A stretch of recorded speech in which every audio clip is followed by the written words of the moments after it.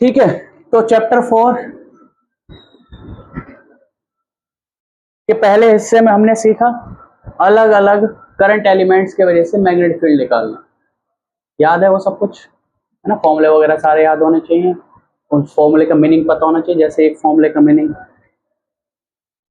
ये कौन सी वायर है? सॉलिड वाली, सॉलिड वाली। तो इसके करंट कहाँ से निकलेगा? इसमें बीच में से भी निकलेगा, सरफेस से भी निकलेगा, और एक टोटल करंट आई है, टोटल करंट आई, वही आई बिखरा हुआ है पूरे क्रॉस सेक्शन पर, पूरे क्रॉस सेक्शन पे बिखरा हुआ करंट है।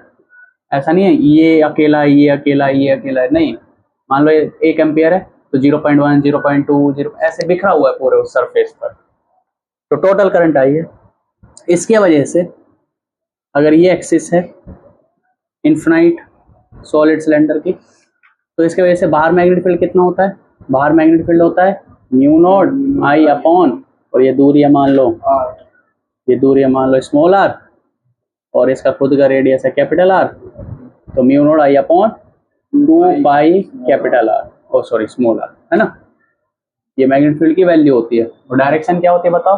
डायरेक्शन कैसे निकालेंगे? हम तो रखेंगे करंट की डायरेक्शन में, बोला करो यार, है ना? हम की डायरेक्शन में हमारे पाम कह लो, पाम अंदर जा रहा है ना? हथेली अंदर जा रही है, तो वहां से सरफेस पे कितना मैग्नेटिक फील्ड आता है इसका? Mu naught I upon 2 pi capital are अंदर, जो कि आर दूरी है। यहाँ पे भी अंदर मैग्नेटिक फील्ड ऐसे ही बनेगा, और इसकी वैल्यू होगी mu naught capital J upon 2 small R. अब यहाँ पे तुम्हें मीनिंग पता होने चाहिए हर एक के, है ना? जब भी फॉर्मूला याद होना तो सिर्फ वही काफी नहीं है, फॉर्मूले अप्लाई करोगे तो तुम्हें पता होना चाहिए मैं क्या चीज कहाँ लिखूंगा। इसको ऐसे भी लिख सकते हैं म्यू नॉट अपॉन 2, और जे को लिखेंगे total I, total current I upon pi R square. ये होता है जे, जे होता है current per unit area. Total current कितना जा रहा है डिवाइड बाय वो टोटल करंट कितने एरिया में से जा रहा है? इस पूरे एरिया में से जा रहा है, इस पूरे एरिया का पाई capital are square, pi capital are square. This is J, mu naught J upon 2 into में स्मॉल आर, यही तो है फॉर्मूला। तो इसमें तुम्हें पता होना चाहिए क्या क्या चीज कौन कौन सी चीज है, तभी फॉर्मूले का मीनिंग है, वरना फॉर्मूला याद करके कोई फायदा नहीं है। म्यू नॉट पता है तुम्हें क्या है, 2 हमें तुम्हें पता है, आई क्या है? पूरी वायर से कितना करंट जा रहा है, पूरी वायर से टोटल करंट कितना जा रहा है? आई। और ये क्या है बताओ? इसका area, area of cross section, ये वाला एरिया, ये पूरा एरिया कितने एरिया में से जा रहा है? Pi R square, pi capital R, capital R is this radius of cylindrical wire, है ना? Solid cylindrical wire. और स्मॉल आर क्या है यहाँ पर? सिलेंडर से उस जिस जगह मैग्नेटिक फील्ड, हाँ, एक्सिस से परपेंडिकुलर दूरी उस पॉइंट की जिस पॉइंट पे मैग्नेटिक फील्ड निकाल रहे हैं। इस पॉइंट पे मैग्नेटिक फील्ड निकाल रहे हैं, तो यहाँ से यहाँ तक की दूरी वो होगी स्मॉल आर, है ना? मान लो ये है 5 सेंटीमीटर, ये है 2 सेंटीमीटर, तो यहाँ 2 सेंटीमीटर लिखोगे, यहाँ लिखोगे 5 सेंटीमीटर का स्क्वायर, और मीटर वीटर में कन्वर्ट करके लिख लेना, वो तो हो जाएगा। ठीक है, तो ये है, तो मीनिंग पता होना चाहिए। मीनिंग तुम्हें पता है तो बस फॉर्मूला याद रखना चाहिए, फिर तो बस ये है मीनिंग। तो मीनिंग के साथ फॉर्मूला याद होने चाहिए। तो ये सब हमने पढ़ा था शुरुआत में, चैप्टर की शुरुआत। फिर हमने पढ़ा कि अगर मैग्नेटिक फील्ड मौजूद है, मैग्नेटिक फील्ड मौजूद है और उसमें क्यू चार्ज पार्टिकल है, वी वेलोसिटी से मूव करा दिया, तो उस पर फोर्स लगेगा। कौन सा फोर्स लगेगा? Magnetic force. और ये फोर्स की value Q V B sine theta. अच्छा, एक और चीज, ये जो फोर्स लग रहा है क्या बोलते हैं इसको? Magnetic force. ये फोर्स मूविंग चार्ज पार्टिकल पर ही क्यों लगता है? बोलो।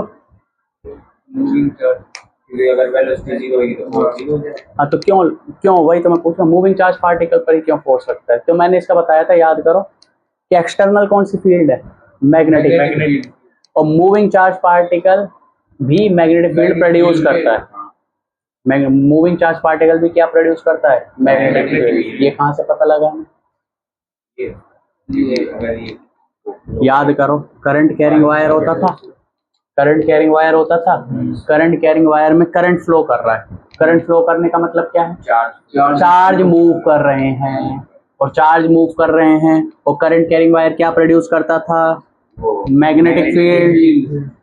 तो एक्चुअल में यहाँ के इस वायर के अंदर जो चार्जेस मूव कर रहे हैं वो क्या प्रोड्यूस कर रहे हैं? Magnetic field. तो यानी यहाँ से पता लगा कि मूविंग चार्ज क्या प्रोड्यूस करता है? Magnetic field. इसलिए moving charge magnetic field produce कर रहा अपना, इस मूविंग चार्ज को हमने एक्सटर्नल मैग्नेटिक फील्ड में रख दिया तो इस पर फोर्स लगेगा, क्योंकि सेम काइंड ऑफ फील्ड आपस में इंटरेक्ट करती है। क्या ये अपनी मैग्नेटिक फील्ड प्रोड्यूस कर रही है? क्या एक्सटर्नल मैग्नेटिक फील्ड के साथ ये इंटरेक्शन करेगा? इंटरेक्शन करेगा तो फोर्स लगेगा। Q1 चार्ज Q2 चार्ज पर क्यों फोर्स लगाता है? क्योंकि Q2 चार्ज अपना इलेक्ट्रिक फील्ड बनाता है और Q1 अपना बनाता है। तो Q1 is external field for Q2, अरे Q1 की वजह से जो फील्ड प्रोड्यूस हुई वो Q2 के लिए एक्सटर्नल फील्ड है, तो इसलिए Q1 की वजह से Q2 पर फोर्स लगता है, क्योंकि दोनों सेम काइंड की फील्ड प्रोड्यूस करती है। सिमिलरली Q2 Q1 पर फोर्स लगाएगा क्योंकि सेम काइंड की फील्ड प्रोड्यूस करती है। इसी तरह से Q चार्ज जब V स्पीड से दौड़ता है तो ये मैग्नेटिक फील्ड प्रोड्यूस करता है और ये एक्सटर्नल मैग्नेटिक फील्ड से इंटरेक्ट करता है, इसलिए एक्सटर्नल मैग्नेटिक फील्ड फोर्स लगाएगा इस पर। लेकिन अगर चार्ज को रेस्ट पर रख दे तो, चार्ज पर रेस्ट पर रख दे तो, चार्ज को रेस्ट पर रख दे तो ये क्या, ये मैग्नेटिक फील्ड बनाएगा? नहीं बनाएगा। तो मैग्नेटिक फील्ड नहीं बनाएगा तो एक्सटर्नल मैग्नेटिक फील्ड से इंटरेक्शन भी नहीं करेगा। एक्सटर्नल मैग्नेटिक फील्ड से इंटरेक्शन नहीं करेगा तो फोर्स भी नहीं लगेगा। तो पढ़ा था हमने फोर्स लगता है, फोर्स की प्रॉपर्टीज पढ़ी थी। ये फोर्स परपेंडिकुलर होता है वेलोसिटी के, पावर जीरो होती है, वर्क डन जीरो होता है, वेलोसिटी चेंज होती है, काइनेटिक एनर्जी सेम रहती है, स्पीड सेम रहती है ना, और वेलोसिटी चेंज होती है, मोमेंटम चेंज होता है, पर स्पीड सेम रहती है। ये सब पढ़ा था। फिर उसके बाद हमने कहा था कि अगर चार्ज पार्टिकल को पैरेलल दौड़ा दे तो स्ट्रेट लाइन पाथ में जाएगा, परपेंडिकुलर दौड़ाए तो सर्कुलर पाथ में जाएगा, और किसी एक जनरल एंगल पर दौड़ाए तो हेलिकल पाथ में जाएगा। तो यहाँ तक हमने पढ़ लिया। तो यहाँ तक का चैप्टर का टेस्ट होगा परसों, यहाँ तक का, जहाँ तक अब करा लिया है ना, यहाँ तक का चैप्टर का टेस्ट होगा। और ये जो टेस्ट होगा आपका चैप्टर का, ये वैसे ही होगा। पहले वाला पार्ट का जो है, मतलब जो सोलिनॉइड तक का है, उसमें मैं आपके बार क्वेश्चन दूंगा थोड़े से ठीक ठाक, है ना। और जो इस वाले पार्ट के क्वेश्चन रहेंगे वो केवल ये रहेंगे फॉर्मूला प्रैक्टिस, और इस तरह से क्वेश्चन रहेंगे चैप्टर इसके। तो चैप्टर 4 साथ के साथ याद होता रहेगा, ठीक है। तो इसका टेस्ट होगा चैप्टर 4 का ऐसे। अब आते हैं क्वेश्चंस पे। कौन कौन से टॉपिक पढ़े थे हमने पढ़े थे मैग्नेटिक फोर्स, हमने पढ़ा था important properties of magnetic force, हमने पढ़ा था पाथ ऑफ चार्ज पार्टिकल, है ना, हाँ, path of charge moving charge particle when placed in external magnetic field, straight line path, circular path, helical path। फिर हमने पढ़ा था लॉरेंस फोर्स, भाई चार्ज पर मैग्नेटिक फील्ड भी फोर्स लगा रही है, इलेक्ट्रिक फील्ड भी फोर्स लगा रही है, तो दोनों एक साथ आ गई तो कैसे फोर्स लगाएंगे। और पांचवा है लास्ट जो हमने पढ़ा था टॉपिक, वो पढ़ा था हमने वेलोसिटी सेलेक्टर। तो इसमें हमने बताया था कि वेलोसिटी सेलेक्टर में एक ऐसी स्पेसिफिक वेलोसिटी होती है जिसमें इलेक्ट्रिक फील्ड और मैग्नेटिक फील्ड का रेशियो कुछ इस तरह से बन जाता है कि इलेक्ट्रिक फील्ड की वजह से जो फोर्स लग रहा है और मैग्नेटिक फील्ड की वजह से जो फोर्स लग रहा है वो दोनों बराबर हो जाते हैं और कैंसिल हो जाते हैं, जिसकी वजह से उस पर्टिकुलर वेलोसिटी के चार्ज पार्टिकल वो सीधे निकल जाते हैं। अगर वेलोसिटी ज्यादा होगी तो मैग्नेटिक फोर्स बढ़ जाएगा, क्योंकि मैग्नेटिक फोर्स वेलोसिटी पर डिपेंड करता है। तो मैग्नेटिक फोर्स बढ़ जाएगा तो जिस डायरेक्शन में मैग्नेटिक फोर्स लग रहा है उस डायरेक्शन में पार्टिकल्स डेविएट कर जाएंगे। अगर वेलोसिटी कम हो जाएगी तो मैग्नेटिक फोर्स घट जाएगा, तो इलेक्ट्रिक फोर्स डोमिनेट करेगा, तो वो इलेक्ट्रिक फील्ड की डायरेक्शन में डेविएट कर जाएगा। इस तरह से हमने ये टॉपिक पढ़ा था वेलोसिटी सेलेक्टर। तो इस तरह से वेलोसिटी आप निर्धारित कर सकते हो कि हाँ भाई बीम ऑफ चार्ज पार्टिकल से हमें इस पर्टिकुलर स्पीड की वेलोसिटी वाले चार्ज पार्टिकल चाहिए, तो वो हम ऐसे निकाल सकते हैं, ठीक है। तो इसका क्वेश्चंस है कई सारे, आप इन क्वेश्चंस को कर लेना, 15-20 क्वेश्चंस है। ये मैं घर पर ट्राई करना, परसों 1 घंटे इस क्वेश्चंस को कराएंगे और टेस्ट ले लेंगे आपका, दोनों चीज करेंगे, ठीक है। शायद 2 घंटे लग जाए, तो आधा घंटा टेस्ट में आधा घंटा लगेगा मेरे हिसाब से, है ना। तो ये क्वेश्चंस करने के बाद फिर आप अपनी नोटबुक जो भी आपके पास क्वेश्चंस हैं, जैसे तुम्हारे पास विनर सीरीज है तो उसके क्वेश्चंस कर लेना, कोई दिक्कत नहीं। मेरे हिसाब से मोस्टली जो क्वेश्चंस है वो मैं यहीं लिखवा दूंगा तुम्हें, जितने भी क्वेश्चंस तुम्हारे बन सकते हैं बोर्ड में, ठीक है। तो पहला क्वेश्चन लिखो, पहला क्वेश्चन लिखो, चार्ज पार्टिकल। और फेयर नोटबुक में लिखने हैं सारे क्वेश्चंस, भले आंसर हो ना हो, पर फेयर नोटबुक में क्वेश्चन जरूर होने चाहिए। इन्हें magnetic field, charge particle in a magnetic field,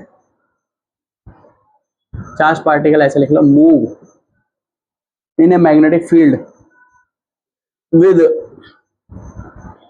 velocity v vector equal to I cap minus J cap and acceleration है 2i cap plus X J cap, 2i cap plus X J cap.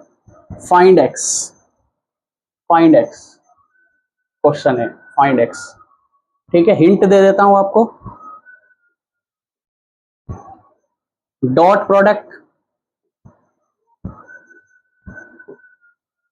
से question होगा ये, और cross product की property use होगी, cross product की property use होगी इसमें।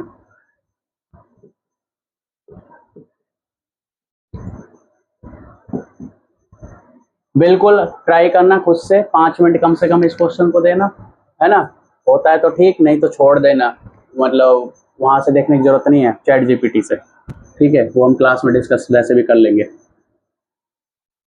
क्रॉस प्रोडक्ट की प्रॉपर्टी यूज होगी और डॉट प्रोडक्ट से ये आंसर होने वाला है, ठीक है।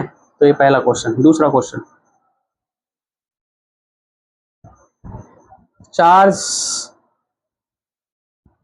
पार्टिकल्स,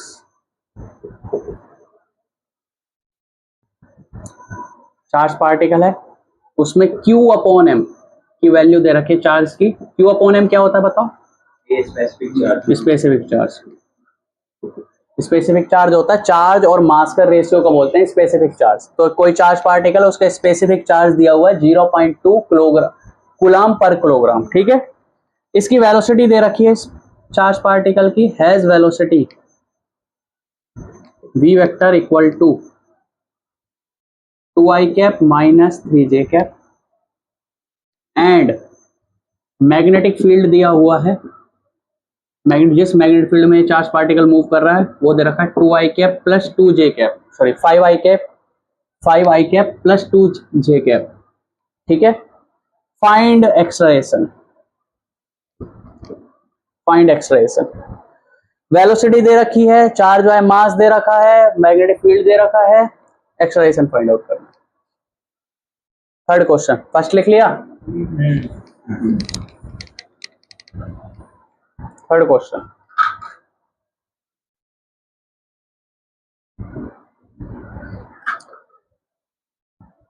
थर्ड क्वेश्चन है भाई, एक रीजन दिया हुआ, रीजन मतलब जगह, एक ऐसी जगह जिसमें मैग्नेटिक फील्ड दी हुई है अंदर की तरफ, और पूरे में मैग्नेटिक फील्ड अंदर की तरफ, पूरे में मैग्नेटिक फील्ड अंदर की तरफ, इस पूरे रीजन में, और यूनिफॉर्म मैग्नेटिक फील्ड है। कैसी मैग्नेटिक फील्ड है? यूनिफॉर्म मैग्नेटिक फील्ड है।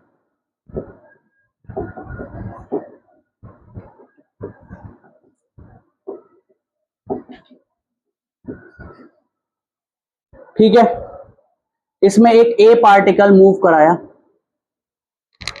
इसमें एक ए पार्टिकल, चार्ज पार्टिकल मूव कराया v वेलोसिटी से, और वो कुछ ऐसे चला गया, ए पार्टिकल मूव कराया और वो कुछ ऐसे मूव करके चला गया। बी पार्टिकल मूव कराया, बी चार्ज पार्टिकल, और वो कुछ ऐसे गया सीधा। सी पार्टिकल मूव कराया, सी पार्टिकल चार्ज, सी चार्ज पार्टिकल मूव कराया और वो कुछ ऐसे घूम गया, ठीक है। सी चार्ज पार्टिकल ऐसे मूव करा, ये सी चार्ज पार्टिकल है, ठीक है। और एक डी चार्ज पार्टिकल मूव कराया है, वो ऐसे चला गया v वेलोसिटी से। तो आपको बताना है ए बी सी और डी, ये चारों चार्ज पार्टिकल के नेचर के बारे में, कि कौन सा चार्ज पॉजिटिव होगा, कौन सा चार्ज नेगेटिव होगा, कौन सा चार्ज न्यूट्रल होगा। Find the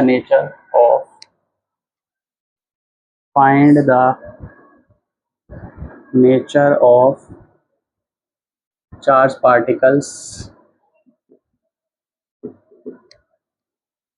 A B C and D. Charge particles के नेचर के बारे में आपको बताना है कि कौन सा पॉजिटिव है, कौन सा नेगेटिव है। ठीक है, घर पे करना है। इलेक्ट्रिक फील्ड नहीं है यहाँ पर, केवल मैग्नेटिक फील्ड है ना। मैग्नेटिक फील्ड में आपका पाथ स्ट्रेट लाइन भी हो सकता है, सर्कुलर भी हो सकता है, ये सब सर्कुलर ही है। अरे सर्कल का मतलब ये थोड़ी पूरा ही सर्कल बने, आधा सर्कल भी तो बन सकता है। ये 1/4 सर्कल बना है, ये 1/4 सर्कल बना है, ये पूरा ही सर्कल बन गया, ये स्ट्रेट लाइन पाथ हो गया। ये पैराबोलिक नहीं, सर्कुलर पाथ। ये तो charge particle circular path move करता है ना, इसमें मैग्नेटिक फील्ड में करता है ना। एक हिस्सा मैग्नेटिक सर्कुलर भी मूव करता है, हेलिकल भी मूव करता है, स्ट्रेट लाइन भी मूव करता है। इसमें हेलिकल वाला सही है। हाँ, तो हेलिकल वाला नहीं है, पर ये तीनों ये भी है, ये सर्कुलर है, ये सर्कुलर, ये सर्कुलर। सर्कुलर का मतलब नहीं पूरा ही सर्कल बने, आधा सर्कल बन के half circle, semi circle, quarter circle, ये सब बन सकते हैं। ठीक है, next question number 4। Question number 4 ये फिर से मैग्नेटिक फील्ड है अंदर की तरफ, यहाँ सिमिलर काइंड ऑफ क्वेश्चन है ये भी।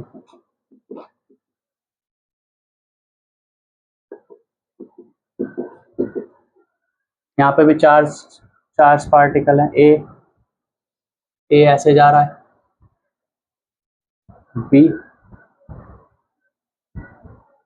बी को वी सबको सेम वेलोसिटी दे रहे हैं यहाँ पर, ये याद रखना। चारों चार्ज पार्टिकल को सेम वेलोसिटी, वी वेलोसिटी दी बी को, और ये ऐसे चला गया सर्कुलर पाथ में, ठीक है। सी है, ये भी वी वेलोसिटी दी, तो ये ऐसे गया, ये बड़े सर्कल में गया, छोटे सर्कल में गया। और नेक्स्ट है डी, इसको वी वेलोसिटी दी, ये ऐसे चला गया। ठीक है, तो आपको बताना है, जैसे ये बड़े सर्कल में चारों को सेम वेलोसिटी दी है, तो वो एक तो यही बताना नेचर ऑफ चार्ज पार्टिकल, और ये और बताना है कि किस चार्ज पार्टिकल का स्पेसिफिक चार्ज ज्यादा होगा, किसका कम होगा। स्पेशली बी और सी में जरूर बताना, क्योंकि बी और सी में आप देख सकते हो, बी और सी में आप देख सकते हो दोनों सर्कल में गए ऊपर की तरफ ही, है ना। और एक छोटा सर्कल बनाया, एक ने बड़ा सर्कल बनाया, तो कहीं ना कहीं चार्ज बाय मास का रोल होगा यहाँ पर। तो चार्ज बाय मास का रोल बताना बी और सी में, कि किसका स्पेसिफिक चार्ज ज्यादा है, किसका स्पेसिफिक चार्ज कम है ना। तभी तो एक छोटा सर्कल बना रहा है, एक बड़ा सर्कल बना रहा है। बाकी ये तो बताना ही है कि ए बी सी डी में कौन सा पॉजिटिव है, कौन सा नेगेटिव है ना। रोल ऑफ स्पेसिफिक चार्ज जरूर बताना है। स्पेसिफिक पूरा फ्रेम आ रहा है यहाँ तक, ये रोल ऑफ स्पेसिफिक चार्ज जरूर बताना है बी एंड सी में। ठीक है, और बाकी कौन सा पॉजिटिव है, कौन सा नेगेटिव है, ये तो बताना ही है, इसमें कोई शक वाली बात है ही नहीं।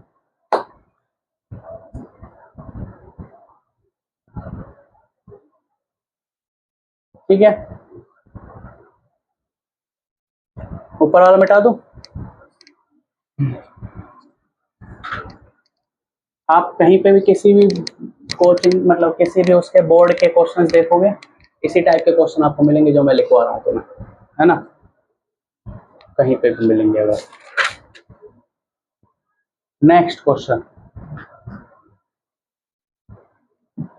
कंसेप्चुअल क्वेश्चन है, 3-4 कंसेप्चुअल क्वेश्चन मिलेंगे। नेक्स्ट क्वेश्चन है charge particle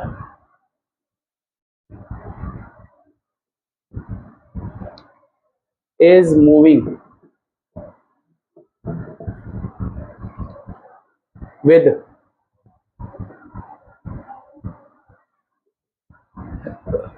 with constant velocity in electric and magnetic field या electromagnetic field,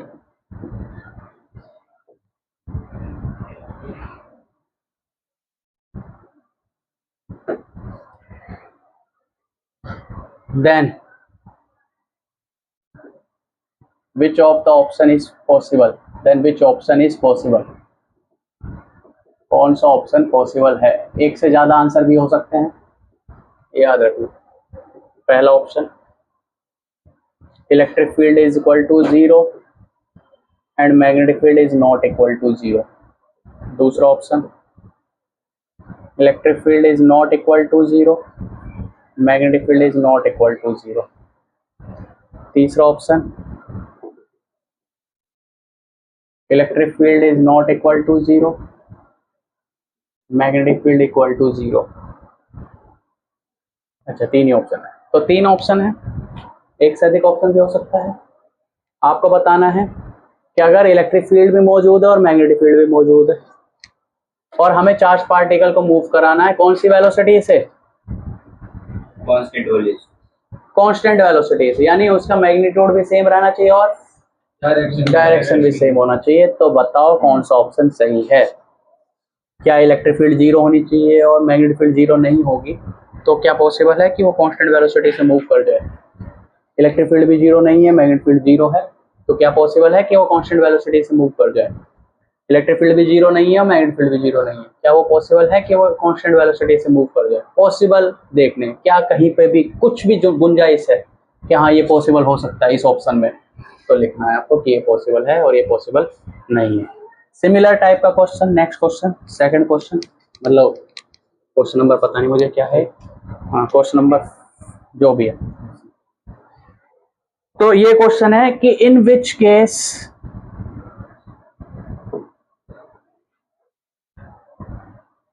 charge particle is passing without deviation. तो इसमें से कौन से केस में ये पॉसिबल है कि charge particle without deviation move कर जाए? पहला ऑप्शन या ए ऑप्शन, ए बोल दो इसको, A option electric field is 0, magnetic field is 0।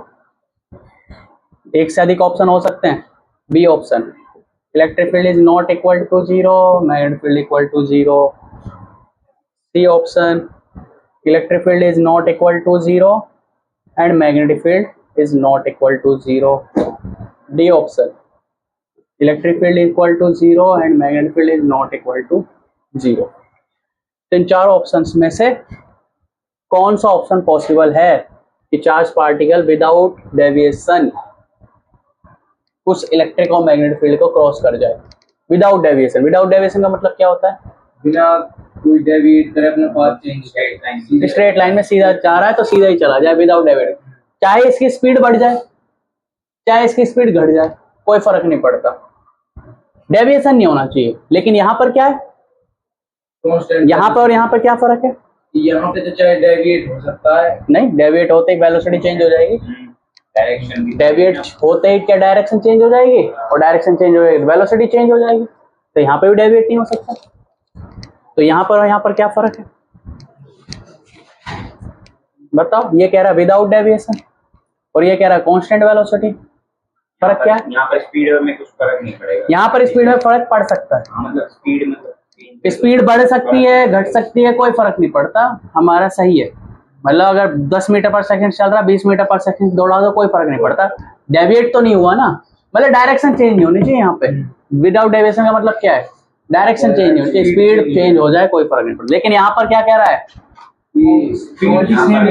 Direction भी सेम रहे और स्पीड भी सेम, मतलब विदाउट डेविएशन जाए और स्पीड भी सेम रहे। अरे फर्क समझ रहे हो दोनों में? ये तो विदाउट डेविएशन है, स्पीड चेंज हो जाए कोई फर्क नहीं पड़ता, डायरेक्शन चेंज नहीं होनी चाहिए, इसमें डायरेक्शन भी चेंज नहीं होनी चाहिए और स्पीड भी चेंज नहीं होनी चाहिए, क्योंकि कांस्टेंट वेलोसिटी, वेलोसिटी में दोनों चीज आते हैं। ठीक है, तो ये है, लिख लो जल्दी से। नेक्स्ट क्वेश्चन,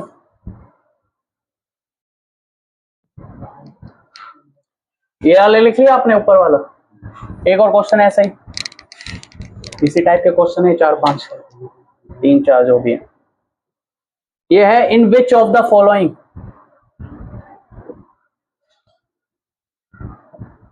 तुमने करे क्वेश्चन वगैरह उनसे बुक से चैप्टर 4 के, फिर किसका कर रहे हो?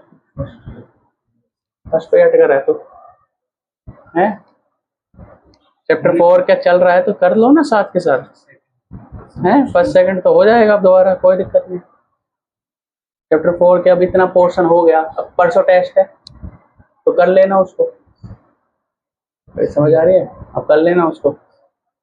और तुम्हें मोस्टली वही क्वेश्चन मिलेंगे जो मैंने यहाँ कराए होंगे, मैंने देखे उसमें कई सारे क्वेश्चन वही है, ठीक है। तो करो जरूर भाई, साथ के साथ करते रहो, चैप्टर 4 को ही करते रहो। अभी ऐसा नहीं है कि सारे पार्ट 1 पार्ट 2 सारे क्वेश्चन करो, पार्ट 1 कर लो, इनफ है। इनफ कितने कितने क्वेश्चन है पार्ट 1 में? पार्ट 60 से 60 है। तो हर क्वेश्चन को क्या पूरा पूरा लिख के सॉल्व करते हो? बस हाँ, बस ये देख लो कि हाँ भाई इस तरह से होगा, कॉन्सेप्ट समझ आ रहा है, हाँ इस तरह से होगा, ठीक है। तो पूरा पूरा क्यों सॉल्व करता हूँ और वो MCQ। तो चैप्टर 4 जरूर करो भाई, चाहे चैप्टर 4 1 घंटे ही करो, पर करो जरूर उसके क्वेश्चन साथ के साथ निपटा दो। अब ये 10 तारीख तक ये चैप्टर 4 चलेगा, तो 10 तक खत्म कर दो उसको, उसके साथ ही बुक के साथ, है ना। लेवल 1 तो कम से कम खत्म कर दो। In which of the following case charge particle, नहीं तो ये भूल जाएगा। Chapter 4 in which of the following charge particle will move in circular path, तो कौन कौन से केसेस में चार्ज पार्टिकल सर्कुलर पाथ में मूव कर सकता है, ऐसा पॉसिबल है? पहला ऑप्शन फिर से, E is equal to 0, B equal to 0। दूसरा option, E is not equal to 0, B is not equal to 0। तीसरा option, E is not equal to 0, B is equal to 0। चौथा ऑप्शन क्या बनेगा? दोनों 0, दोनों नॉन 0। बन तो गया पहले, ये रहा ना, तो बताओ कौन सा वाला बन? E हटा दें, मैं तो E वाला पहले ही equal to 0, B not equal to 0, है ना। तो ये 4 ऑप्शन है, तो बताओ इन चारों केसेस में कौन से वाले में पॉसिबल है? एक से अधिक ऑप्शन हो सकते हैं, फिर से कौन से वाले में पॉसिबल है? मल्टीपल, हाँ सारे मल्टीपल सॉल्यूशन क्वेश्चन है, हाँ एक से ज्यादा वाले, ठीक है। और कौन से वाले में पॉसिबल है कि सर्कुलर पाथ बन जाए? इसी तरह का एक लास्ट क्वेश्चन है, इसी तरह का एक last question, if a charge particle is move, इन सभी क्वेश्चन में तुम ध्यान से देखो तो सब में चार्ज पार्टिकल किस में मूव कर रहा है? Charge particle move in uniform electric and magnetic field, इन सब में चार्ज पार्टिकल इलेक्ट्रिक फील्ड और मैग्नेटिक फील्ड में मूव कर रहा है। और फिर पूछा है question, magnetic field and net force मतलब इलेक्ट्रिक फोर्स और मैग्नेटिक फोर्स का vector sum, that is net force, is 0। क्या यह पॉसिबल है? Then what can you comment? बिल्कुल पॉसिबल है, नेट फोर्स 0 हो जाए। व्हाट कैन यू कमेंट, तो क्या कमेंट कर सकते हो आप? Then what can you comment? Option, electric field must be perpendicular to magnetic field, क्या ये कमेंट कर सकते हो? क्या ये कमेंट कर सकते हो कि electric field must be perpendicular to velocity vector? क्या ये कमेंट कर सकते हो कि magnetic field vector must be perpendicular to velocity vector? क्या ये कमेंट कर सकते हो? Electric field perpendicular to velocity vector perpendicular to magnetic field, all must be perpendicular to each other, यानी ये तीनों इलेक्ट्रिक फील्ड, मैग्नेटिक फील्ड और velocity vector, ये तीनों आपस में परपेंडिकुलर हैं। या ये कमेंट आप कर सकते हो, इसमें से एक से अधिक ऑप्शन सही हो सकते हैं, ठीक है, तो ये करना।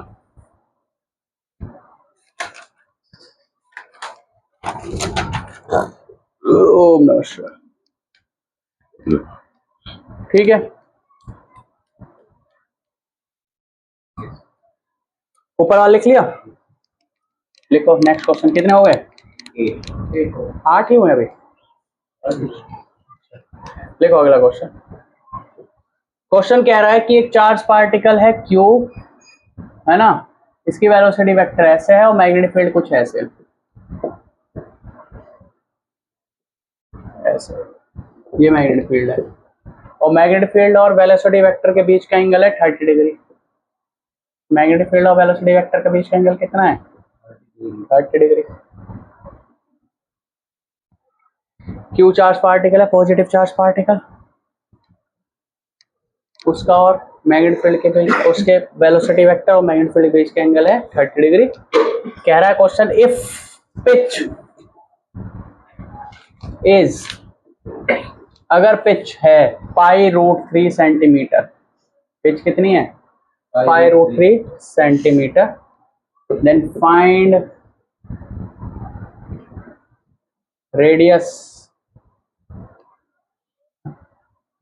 Radius of helical path. Helical path में जो सर्कुलर पाथ होता है, अरे सर्कुलर पाथ और स्ट्रेट लाइन पाथ से मिलके तो बनता है हेलिकल पाथ, तो हेलिकल पाथ में जो सर्कुलर पाथ होता है उस सर्कुलर पाथ का रेडियस कितना होगा? पहली बात तो हेलिकल पाथ बनेगा, यहाँ पे साफ साफ दिख भी रहा होगा तुम्हें। अरे समझ आ रहा है, हेलिकल पाथ बनेगा तो बस उस हेलिकल पाथ का जो सर्कुलर पाथ होगा उसकी रेडियस निकालनी है, ये क्वेश्चन है, ठीक है। नेक्स्ट क्वेश्चन, इस तरह का क्वेश्चन एक पेपर में आया था CBSE में, लेकिन ये मेरे पास पहले से लिखा हुआ है। तो कुछ ऐसी मैग्नेटिक फील्ड मौजूद है, यूनिफॉर्म मैग्नेटिक फील्ड मौजूद है,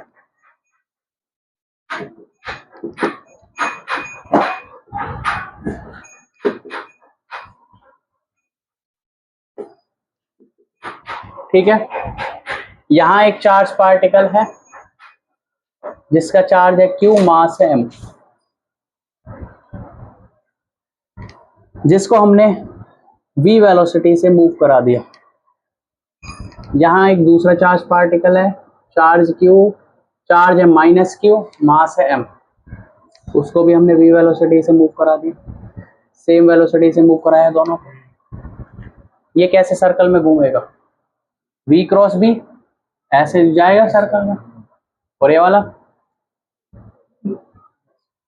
ऐसे, अरे माइनस है ना, ऊपर जाएगा ऐसे, तो दोनों ऐसे आएंगे और यूं टकराने के हो सकती है। तो क्वेश्चन पूछा है find maximum velocity, find maximum velocity so that particle do not collide. Particle टकरा सकते हैं यहाँ पे, तो पूछा find maximum velocity so that particles, ये दोनों पार्टिकल्स कोलाइड ना करें, so that particles do not collide. और इन दोनों के बीच की दूरी दे रखी है d, इन दोनों के बीच की दूरी दे रखी है d। तो यहाँ पर आपका जो आंसर आएगा वेलोसिटी का वो d के रूप में आंसर आएगा, है ना, q के रूप में आंसर आएगा। दोनों पे चार्ज सेम है, बस एक पे पॉजिटिव चार्ज और एक पे नेगेटिव चार्ज है। तो आपका जो आंसर आएगा वो चार्ज के q के रूप में आंसर आएगा, d के रूप में आंसर आएगा, m के रूप में आंसर आएगा, और मैग्नेटिक फील्ड दे रखी है b के रूप में आंसर आएगा। तो आंसर आएगा इसके रूप में, ये जो गिवन क्वांटिटी, ये गिवन नहीं, ये तो निकाल लिया ना, तो ये गिवन है, ये गिवन है, ये गिवन है और ये गिवन है, तो इन सब के रूप में आपका आंसर आएगा जो भी आएगा। मिटा दो ये वाला ऊपर। नेक्स्ट क्वेश्चन, नहीं ये Q1 नहीं है, ये तो वो है कोमा, अरे कोमा होता है Q और M, मतलब इसके पास चार्ज है Q, मास है M, इसके पास है चार्ज है -Q, मास M, दोनों का सेम चार्ज है और सेम मास है, बस अपोजिट चार्ज है, मास सेम है। नेक्स्ट क्वेश्चन कुछ ऐसा ही मिलता जुलता, यहाँ मैग्नेटिक फील्ड मौजूद है इस पूरे रीजन में।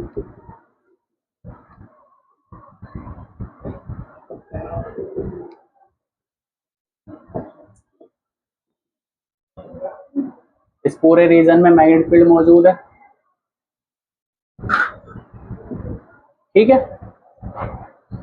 यहां पर है माइनस क्यू और एम। फिर से यहाँ पे कैसा चार्ज है, माइनस क्यू, मास एम है, यहाँ पर प्लस क्यू है और मास एम है। आया लेने, देख जा, देख क्या बता, क्या नहीं तो जाना है तो उस हिसाब से कर। हाँ, तो चार्ज है माइनस क्यू और एम, और ये चार्ज है प्लस क्यू और एम। इन दोनों के बीच की दूरी है डी, इन दोनों के बीच की दूरी है डी। इसको v1 वेलोसिटी से मूव कराया, इसको v2 वेलोसिटी से मूव कराया, ये लिख लिया। ये वाला नीचे वाला लिख लिया।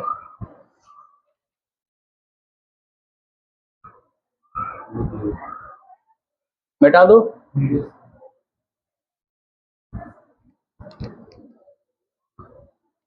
अब क्वेश्चन कह रहा है फाइंड डी मिनिमम। अच्छा पहले बताओ ये कैसे सर्कल में घूमेगा, ऐसे सर्कल ऐसे जाएगा है ना।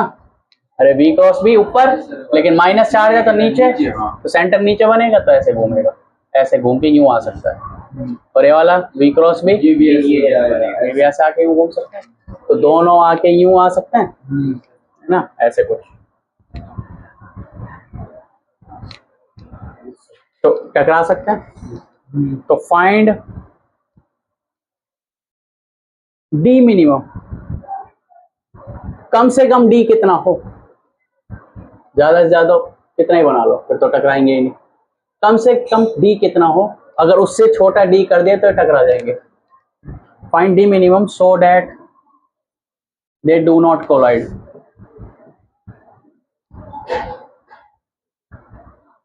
सो that they do not collide, ये डी की मिनिमम वैल्यू निकालनी है ताकि ना कोलाइड करे। और इस डी की वैल्यू आएगी आंसर आपकी v1 के रूप में, m के रूप में, q के रूप में, है ना, इन सब के रूप में आएगी।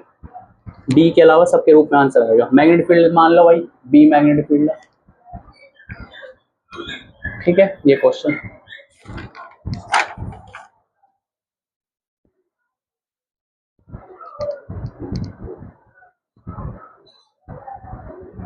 ठीक है, ओके। ये दे दिया, ये हो गया।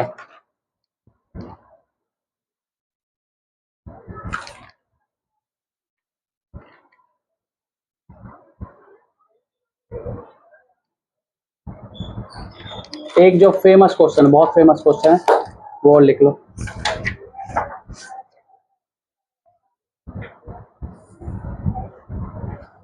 ये है ये। क्या तुम्हें सारे चार्ज पार्टिकल के वो पता है, चार्ज और mass, famous famous charge particle, electron, proton, deuteron, लिखवा रखे है ना। नहीं लिखे तुमने, लिख लेना इनके में से, फोटो वोटो मंगा लेना। प्रोटॉन है, इलेक्ट्रॉन है, ड्यूट्रॉन है, protium, deuterium, tritium, alpha particle, इन सब के लिखवा रखे मैंने, है ना।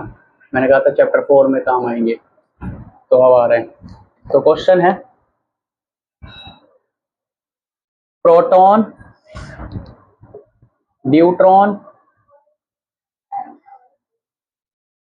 Proton, deuteron and alpha particle, ये तीन चार्ज पार्टिकल हैं।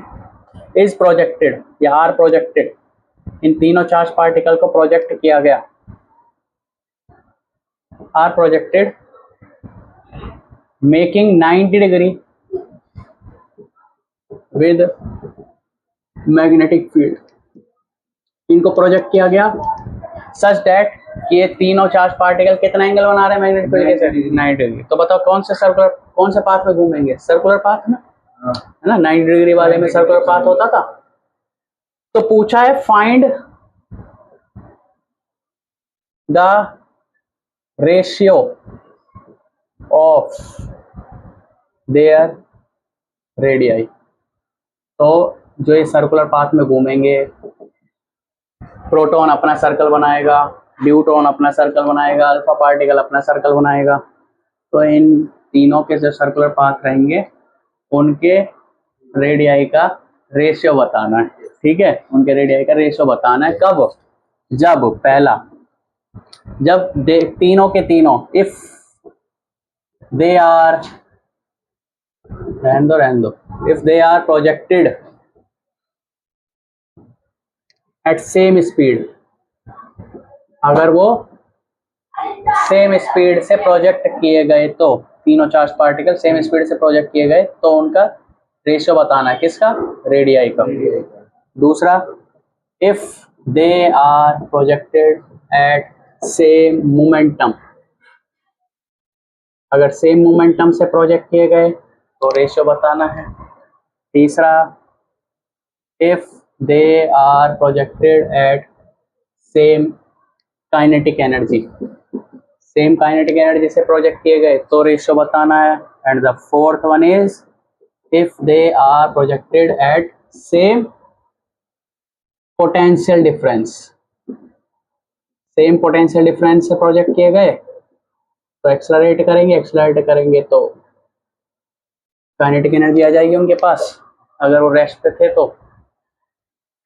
तो सेम पोटेंशियल डिफरेंस दिया गया चारों पार्ट, तीनों चार्ज पार्टिकल को, तो सर्कुलर पाथ में घूमे मैग्नेटिक फील्ड में, तो उस सर्कुलर पाथ के रेडियस का रेशियो बताना है। ये वही वाला क्वेश्चन है जो मैंने फॉर्मूले लिखवाए थे रेडियस के 3-4, वो यूज होंगे यहाँ पर।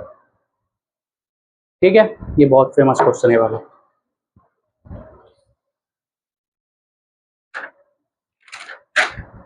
इसके बाद एक लास्ट, वैसे तो 2 हैं पर एक लास्ट क्वेश्चन है, ये बहुत ही अच्छे से ढंग से दिमाग लगा के करना है इस क्वेश्चन को, शायद तुम कर पाओ। तो चार्ज पार्टिकल है, क्वेश्चन है ये,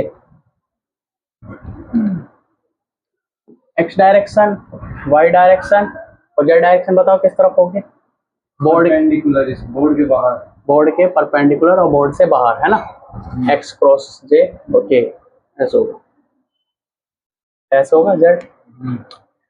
चार्ज पार्टिकल है ओरिजिन पर, चार्ज पार्टिकल के कोऑर्डिनेट्स क्या हैं? 0 0 है ना? हाँ, 0,0,0 और इसको वेलोसिटी दे दी v, किस डायरेक्शन में? एक्स एक्सिस तरफ, है ना, वी आई कैप। और मैग्नेटिक फील्ड है ये, पूरे रीजन में मैग्नेटिक फील्ड है, बस मैं एक डॉट दिखा रहा हूँ, पर है पूरे रीजन में मैग्नेटिक फील्ड। पूरा बनाने की जरूरत नहीं है ना, यूनिफॉर्म मैग्नेटिक फील्ड है भाई, मैं पूरे में बनाऊं यहाँ करके पूरा बनाऊं, तो मैंने सीधा दिखा दी ये मैग्नेटिक फील्ड है और ये पूरे रीजन में, पूरी जगह पर। बताओ कैसे सर्कुलर पाथ में घूमेगा?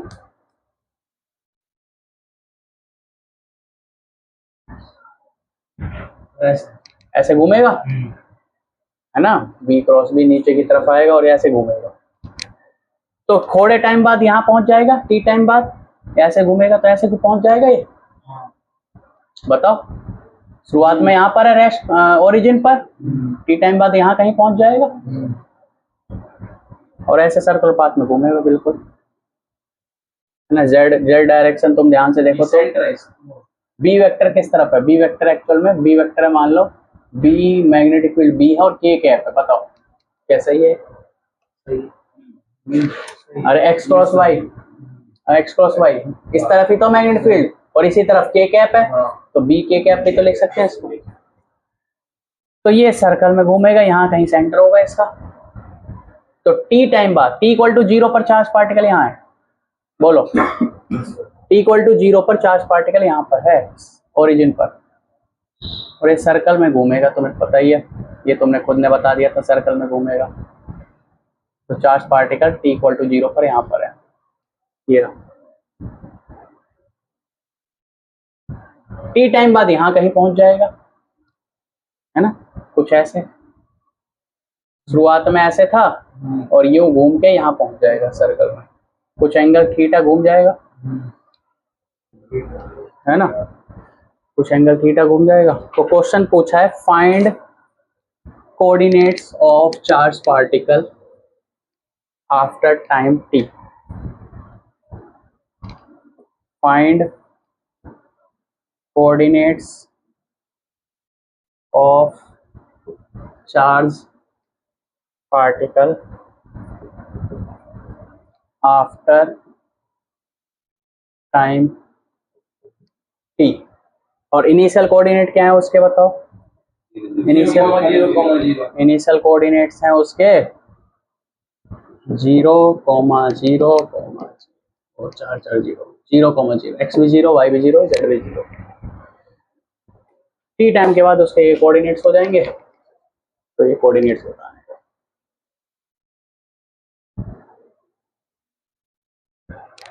ठीक है।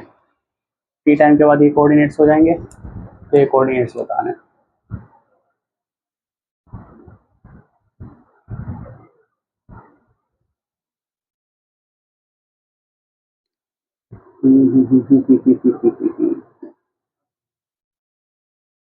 पूरी नॉलेज यूज करनी है रेडियस की। ये रेडियस होगी नहीं, ये वाली ये रेडियस होगी। रेडियस की थीटा कैसे निकलेगा, ओमेगा से निकलेगा theta after time T. T time दिया हुआ है तो आंसर जो भी आएगा टी के रूप में आएगा, क्यू के रूप में आएगा, बी के रूप में आएगा। इस चार्ज पार्टिकल का मास मान लो, अगर मास की जरूरत पड़ती है तो मास मान लो m। इस चार्ज पार्टिकल का मास मान लो m, तो m के रूप में आंसर आएगा। इन सब के रूप में आंसर आएगा कोऑर्डिनेट्स जो भी होंगे, है ना। तो ये वाला बढ़िया क्वेश्चन है। इसी में और ऐड हो सकता है, क्या ऐड हो सकता है इसी में कि अगर ये चार्ज पार्टिकल शुरुआत में सिर्फ इस डायरेक्शन में चल रहा था, इसको ऐसे डायरेक्शन में दौड़ा दो, ऐसे ना दौड़ा के ऐसे दौड़ा दो, तो इसके दो वो बन जाएंगे। एक तो ये बन जाएगा, इसके वजह से तो सर्कल में घूमेगा, और इसका एक कंपोनेंट यहाँ बन जाएगा, यहाँ तो सर्कल में तो घूमेगा ही और आगे भी चलेगा। तो ऐसा कुछ चलेगा, ऐसे बनेगा, है ना, ऐसे बनेगा। तो जब ऐसे बनेगा तो पूछ लेगा कि टी टाइम बाद बताओ क्या कोऑर्डिनेट्स हैं। तो टी टाइम में यहाँ से यहाँ ऐसे घूम जाएगा, लेकिन थोड़ा सा चल भी तो जाएगा, तो z के कोऑर्डिनेट भी आ जाएंगे। अभी तो z के कोऑर्डिनेट 0 हैं, क्योंकि कौन से प्लेन में घूम रहा है, एक्स वाई प्लेन में। मैंने तुम्हें पहले बताया था, जब पार्टिकल सर्कुलर पाथ में घूमता है तो मैग्नेटिक फील्ड के परपेंडिकुलर प्लेन में घूमता है। क्या मैग्नेटिक फील्ड बाहर की तरफ है? तो मैग्नेटिक फील्ड कहाँ की तरफ है? बाहर की तरफ। तो कौन से प्लेन में घूम रहा है? क्योंकि मैग्नेटिक फील्ड ऐसे, तो इस वाले प्लेन में तो घूमेगा, इस वाले प्लेन में तो घूमेगा, तो इस वाले प्लेन में घूम रहा है। लेकिन अगर ये आगे भी चलने लग जाए, अच्छा मैग्नेट इस वाले प्लेन में घूम रहा है तो z 0 ही रहेगा, पूरे प्लेन में z 0 ही तो है। और एक्स वाई प्लेन में z क्या होता है? 0। एक्चुअल में 0 होता है, क्योंकि शुरुआत में 0 है।